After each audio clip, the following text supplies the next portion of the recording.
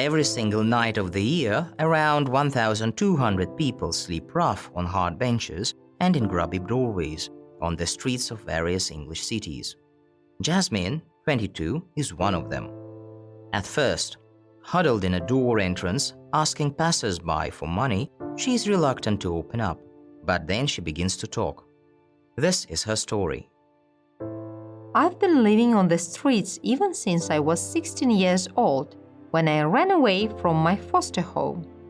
My parents died when I was very young, so I went into foster care. It wasn't so bad, but I wanted to make it on my own. I stayed on friends' couches at first, but eventually their parents grew tired of having me around. So I caught a train to London, thinking that it would be easier to survive in the big city. How wrong could I be? I tried to find a job, but no one would take me on without a fixed address. I slept in a cheap B&B for a few nights, but then my money ran out and I spent my first night in a sleeping bag on a park bench. I'll never forget how alone I felt that night. I lay awake, terrified and shivering with cold. Living rough, you sort of go back and forth between temporary accommodation and the street. I spent the odd night in a hostel for homeless people, and there are loads of squats around the city center too. These are usually in abandoned houses, empty office buildings, disused warehouses, places like that. Usually you share a cramped little room with around 15 others. Some of these people are drug addicts or alcoholics, and usually the room's filthy and there is no running water or electricity. But at least it's a roof over your head, which can mean the difference between life or death when there are sub-zero temperatures outside. On the streets, the cold eats into your bones.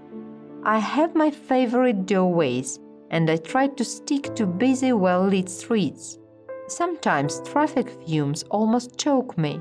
The noise is deafening and there is no privacy whatsoever.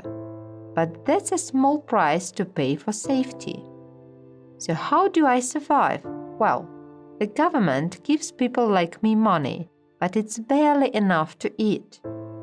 I just about make ends meet by begging, selling the big issue, whatever I can really. I hate asking for money from people. Some take pity on me and toss me a few coins or buy me a sandwich or a hot drink. But most just rush past me and avoid looking me in the eye. They just want to get back to their posh houses in the suburbs, you know. Basically, you lose your identity, your dignity, everything on the streets. It's so boring not having a job, having nothing to do during the day, until one of the soup kitchens opens in the evening. It destroys your soul. I don't know what the future holds. Homelessness is a vicious circle that is very difficult to break out of. It's very hard to get work because no one takes you seriously. And then you lose your confidence and your self-esteem, and it becomes even harder. I'm on a council waiting list for a flat though.